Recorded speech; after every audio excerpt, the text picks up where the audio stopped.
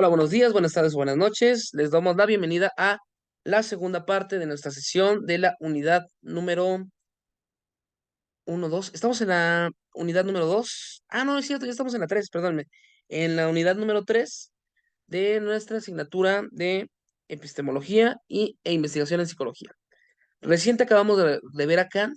Es un autor muy bonito, un poquito complejo. Lo pueden investigar, hay muchos autores que hablan sobre ellos.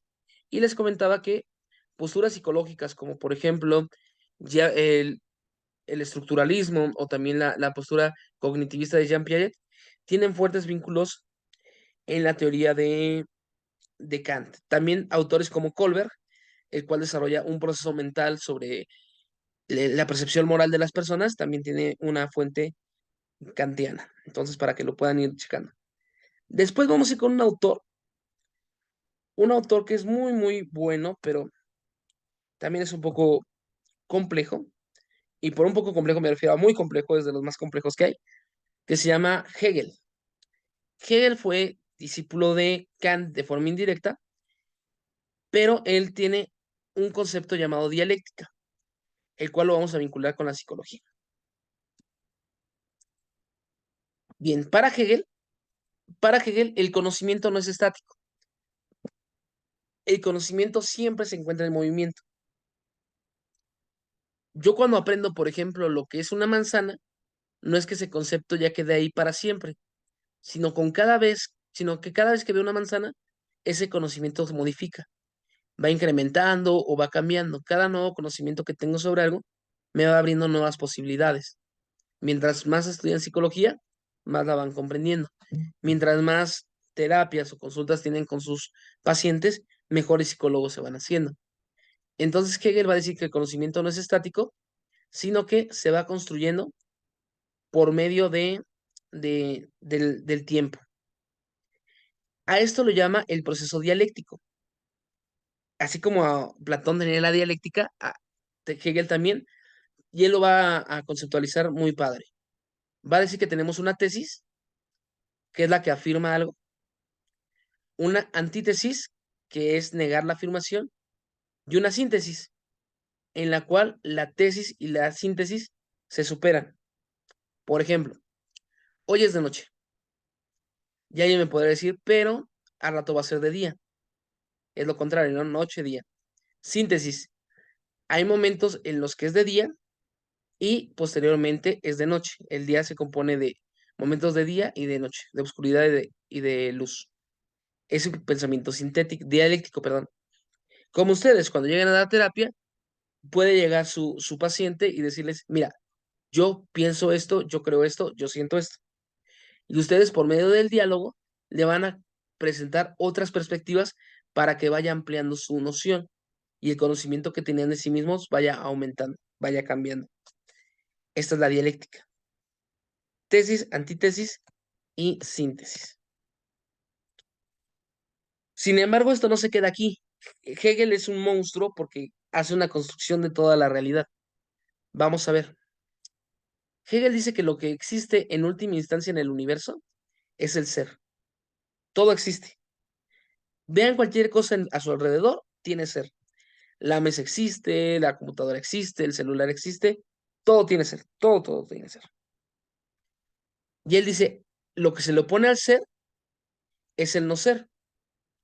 Por ejemplo, este celular es, pero si se rompe deja de ser. Entonces, a eso lo denomina ente. ¿Qué es un ente? Un ente es un ser en circunstancia. Yo, Adrián, soy un ser en circunstancia, porque estoy participando de la existencia, pero paulatinamente voy a fallecer. Entonces, todos ustedes y yo somos entes, somos seres en circunstancia. Pero bueno, este ente que son ustedes y que soy yo, va a pasar a lo siguiente. Yo como un ente, o sea, yo, Adrián, puedo pensar, puedo racionalizar y puedo comprender la lógica del mundo. Esa sería otra vez la tesis. La tesis ahora sería que existe un ser que puede pensar el mundo. La antítesis sería que no todos los seres piensan el mundo. Una mesa o una piedra no piensa el mundo. Y de la idea de una persona que piensa, o sea, yo, y la naturaleza que es pensada, surge el espíritu. ¿Qué es el espíritu? Es la comprensión del mundo a través del ser que piensa. O sea, la comprensión que yo tengo de los objetos inanimados sería el espíritu en el sentido de que lo abarca todo. Ya más específico, tenemos una mente subjetiva, que es lo que yo pienso, lo que yo creo, una mente objetiva que me permite ver el mundo y esto genera el absoluto. Y ya más sencillo para ustedes, Hegel dice que la psicología se compone de la antropología, que sea el estudio del cuerpo, de la evolución humana, de las características biológicas, que sería como la parte fisiológica, y la fenomenología, que es lo que yo percibo y lo que yo siento, mis emociones, mis gustos, mis miedos. Y eso es lo que estudia la psicología. La psicología estudia al cuerpo humano en relación con sus percepciones. Y para Hegel, esto es la psicología, que es como de los ámbitos más amplios del universo, porque es el ser humano investigándose a sí mismo. O si ya lo quieren un poquito más extraño, el ser humano es el universo observándose a sí mismo. Somos la creación del universo que permite observar al universo. Somos el universo pensándose a sí mismo. Está raro, ¿no? Pero bueno, la psicología sería esto, sería el, el pensar al ser humano como un ser biológico con características neurológicas, con características óseas, pero también como un ser fenomenológico, como un ser que piensa, que siente, que se angustia. Esto lo tenemos con Hegel. Es mucho más profundo que esto, pero es un primer acercamiento para entenderlo. De hecho, una teoría que abarcara al ser humano como un ente biopsicosocial, histórico-cultural, partiría de Hegel.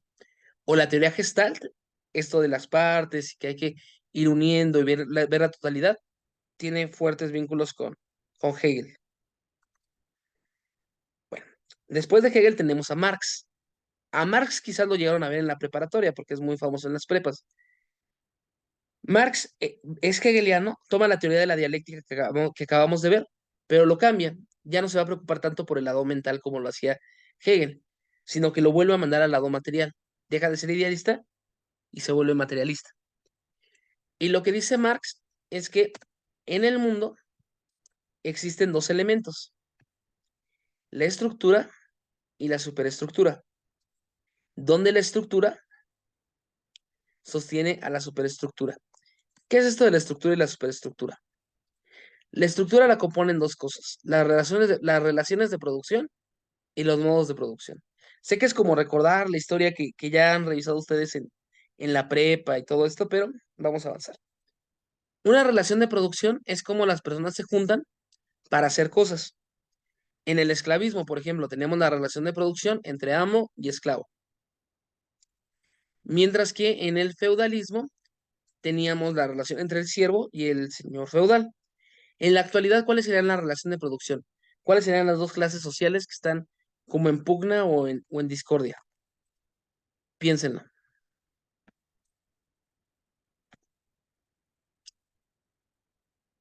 Ok, ok, ok. Tenemos por una parte a la burguesía, que serían los que tienen los medios de producción o los modos de producción, y por otro lado tendremos al proletariado, que serían los trabajadores que solamente pueden vender su forma de trabajo. Estas son las relaciones de producción. Los modos de producción literalmente son el comunismo primitivo, el esclavismo, el feudalismo, el capitalismo y el socialismo científico, es decir, la forma en la que la sociedad se organiza para crear objetos.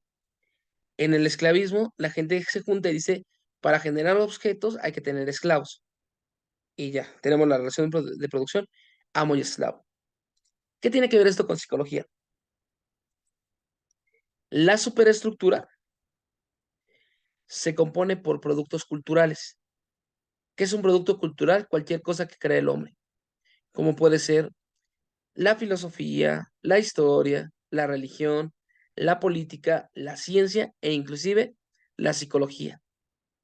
Lo que nos va a decir Marx es que la superestructura o estos elementos culturales dependen de la estructura. O en otras palabras, una sociedad esclavista va a generar una filosofía esclavista. Si leemos a Aristóteles, Aristóteles diría que hay esclavos por naturaleza. Nos va a parecer raro, ¿no? Porque diríamos, ¿cómo alguien tan inteligente puede creer que hay esclavos por naturaleza? Diría Marx, es porque en su modo de producción funcionaba así. Una sociedad feudalista genera una religión feudalista. Y podemos ver en autores como San Agustín y Santo Tomás, que ya revisamos, que decían cosas como que el hombre tenía que respetar al rey porque era la representación de Dios en la tierra. Una religión que respeta y avala el modelo feudalista. Y efectivamente, una sociedad capitalista produce una ciencia capitalista. Y aquí hay un elemento bien importante. Para Marx, la ciencia no es neutra. La ciencia responde a intereses político-culturales en el mundo. Les doy dos ejemplos sobre esto nada más. Cuando ustedes empiecen a laborar en el ámbito clínico, hay muchas pruebas que no son gratuitas. Las tienen que comprar para poderlas utilizar. Si no las utilizan, no las podrán utilizar. En un sistema capitalista, la ciencia es capitalista y para tener acceso a esas pruebas las tienes que pagar. Es una representación capitalista del mundo. Otro, hay una enfermedad que existía que se llamaba la esquizofrenia rusa. Déjenme ponerla por acá. Se llamaba la esquizofrenia rusa. ¿Y qué era esto de la esquizofrenia rusa? Mira, aquí dice, más de medio millón de rusos padecen esquizofrenia. La esquizofrenia rusa fue un elemento bien interesante de la Guerra Fría porque los síntomas de la esquizofrenia rusa eran bien particulares. Por ejemplo, una persona con esquizofrenia rusa o soviética tenía deseos de libertad o tenía una necesidad de retar al partido o al Estado o tenía la necesidad de exigir más comida. O en otras palabras, se utilizó a la ciencia como un instrumento de control. Entonces, la ciencia como tal servía para justificar el castigo a ciertos grupos rebeldes en la Unión Soviética.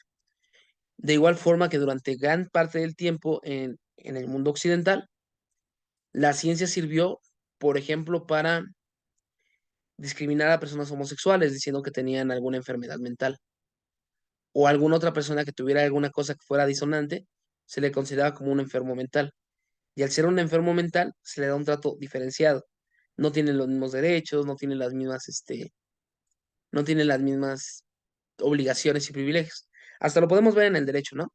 Cuando decimos que una persona no tiene el pleno uso de ejercicio de un derecho, bueno, puede ser porque no tiene el pleno uso de sus capacidades intelectuales y necesita una tutela o una curatela para desarrollarse.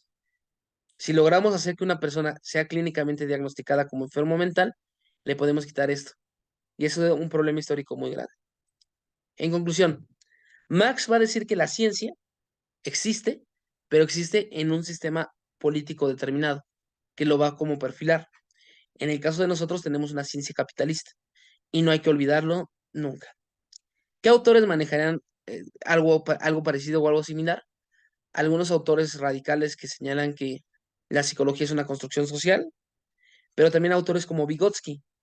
Vygotsky, que nos habla sobre pensamiento y lenguaje contemporáneo de Piaget, diría que en realidad una sociedad genera determinado tipo de personas.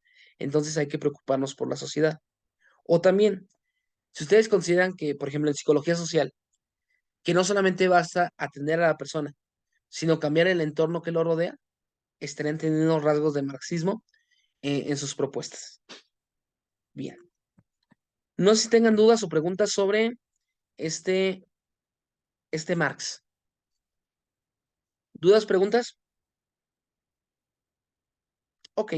Voy a avanzar. Cualquier duda o pregunta que tengan, me dicen y la revisamos, ¿ok?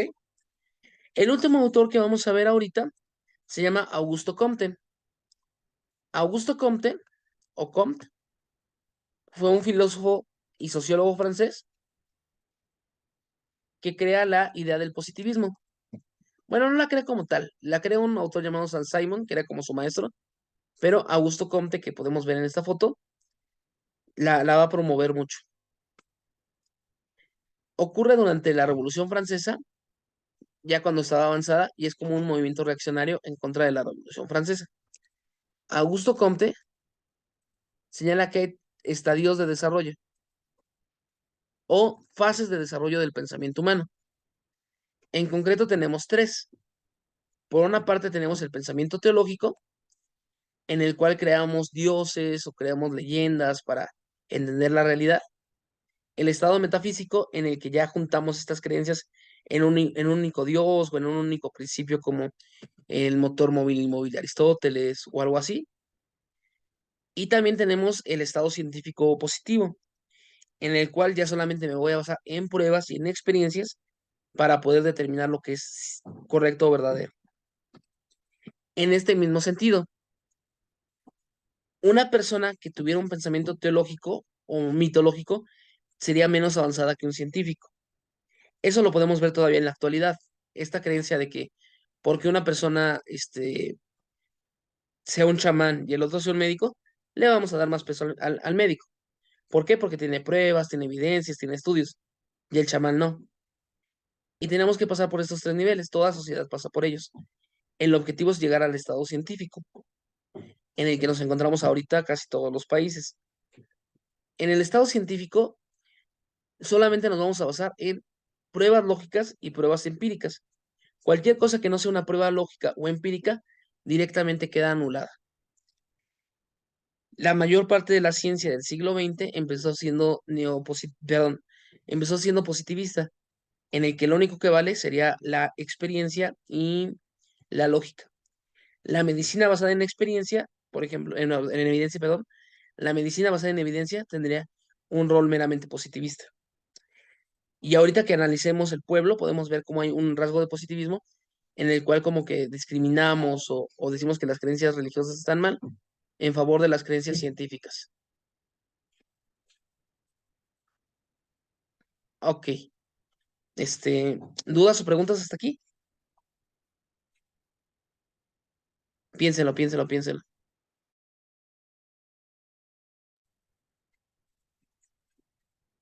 Ok, ok. Muy bien. Miren, hasta aquí vamos a dejar la exposición de esto. Ahorita vamos a hacer otra cosa, pero hasta aquí va a llegar la exposición. Nada más denme un minutito, no me tardo nada.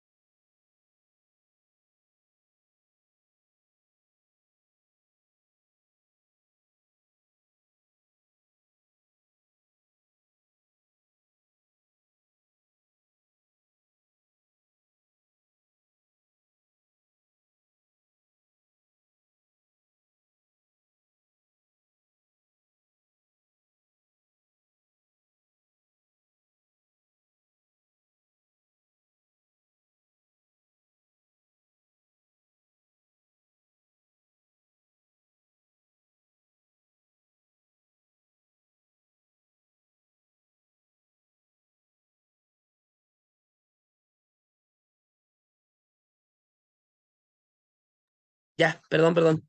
Tuve una emergencia de bebé por acá y tenía que ir corriendo. Ok, les comentaba, vamos a dejarlo hasta aquí en el aspecto de lo teórico. La próxima sesión vamos a abordar el neopositivismo de Carnap y Wittgenstein, a las pseudociencias de Popper y cómo atacarlas, y también la noción de paradigma de Kuhn. Es una sesión muy, muy importante, muy buena, pero estaba revisando que según la planeación que les di, esa sesión quedaría para el día, déjenme acordarme, quedaría para el día jueves, ¿no? Según yo lo que vi, quedaría para el día jueves. Pero el día jueves es el último día de la unidad, lo cual es como que les dejaría un poquito de apretado el tiempo. Entonces voy a ver si la puedo mover un día o 2 días para que tengamos más tiempo de trabajarlo, que tengan ustedes. Si no, no hay problema, les incluiría 2 días más sin penalización de tiempo para que lo pudieran hacer su actividad. Y hablando de la actividad, ¿cuál es la actividad que se va a entregar en esta unidad? En esta unidad lo que vamos a revisar son dos elementos. Denme un segundito. Los elementos que vamos a revisar son secuencia. Ok, voy.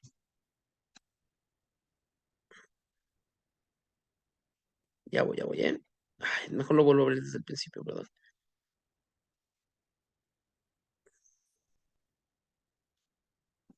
Ya. Los elementos que vamos a revisar en nuestra unidad número... Y me volvió a mandar aquí, permítanme. Lo que vamos a revisar es dos cosas, ya saben, un foro en el cual van a tener que participar y van a tener que contribuir, y aparte una actividad. En concreto, ¿cuáles son? Tenemos la tarea auténtica. La tarea auténtica de este periodo o de este bloque es la siguiente.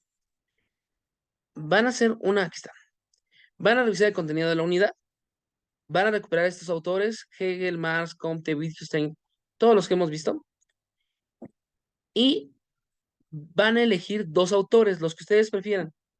Puede ser Carnap y Hume o Locke y Popper, y van a explicar cuál es su postura acerca del mundo. Por ejemplo, Comte, ¿no? Que les decía que solamente considera que lo que se puede experimentar es lo real, pero pasamos por tres etapas. O Kant, con esto del fenómeno y el nómeno.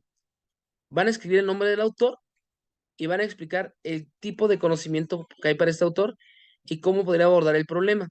Por ejemplo, Kant. Kant, que dice que no podemos tener una idea clara de Dios, podría decir que entonces en esta comunidad ninguno tendría una razón absoluta. Y lo que tendríamos que aprender a hacer es convivir a través de la crítica de la razón práctica, o algo así. O Marx.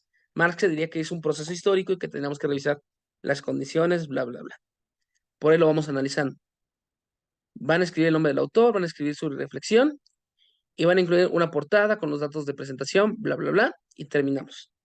Aquí lo importante es que comprendan bien de qué trata el autor, pueden buscar información adicional, está en la planeación, pueden ver los videos que están subidos en plataformas sobre los temas, o pueden investigar en el libro de Shao que les proporcioné, que está muy bueno, o algún otro libro. Y ya. Por otra parte, el foro que vamos a abordar en esta ocasión trata sobre la siguiente cuestión. Veamos. Aquí está. Listo, bien. En el foro van a tener que contestar las siguientes preguntas. ¿Consideras que el método científico es diferente al chamanismo o el coaching? Esta pregunta la vamos a contestar cuando veamos a Karl Popper. Popper nos permite distinguir entre ciencia, pseudociencia y pensamiento mágico. Cuando lleguemos con Popper lo vamos a revisar. También vamos a ver qué elementos diferencian a una ciencia de una pseudociencia y van a compartir sus respuestas. Bien. Van a hacer la aportación de todos los compañeros y van a responder. Eh, para responder es importante que intentes situarte. Ajá. Aquí importante. No van a citar directamente la información, sino van a hacer un análisis para explicar cada uno de ellos. Explicar cuáles son las diferencias. Esto lo vamos a hacer con Popper y con Thomas Kuhn. La próxima semana lo vamos a abordar. Y ya, sería como los elementitos que vamos a trabajar en esta unidad. No sé si tengan alguna duda o alguna pregunta. Si de verdad ya quieren empezar a hacer su actividad, su foro, perdón, y su actividad, en YouTube y en la plataforma ya están los videos referentes. Yo los hice directamente, entonces pueden ir adelantando por ahí si no quieren esperarse hasta la sesión. Pero bueno, ¿dudas o preguntas?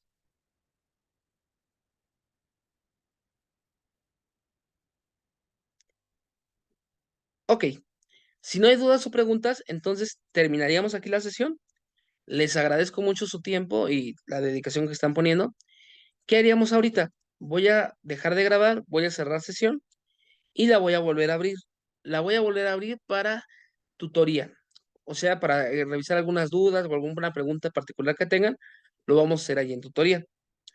Esas sesiones, va a quedar grabada la parte que vamos a explicar el formato APA, la otra no. En sí lo que vamos a abordar en esta sesión es la forma de citar y cómo se cita y no se cita en un trabajo, porque hay como algunas duditas dentro de algunas de sus actividades.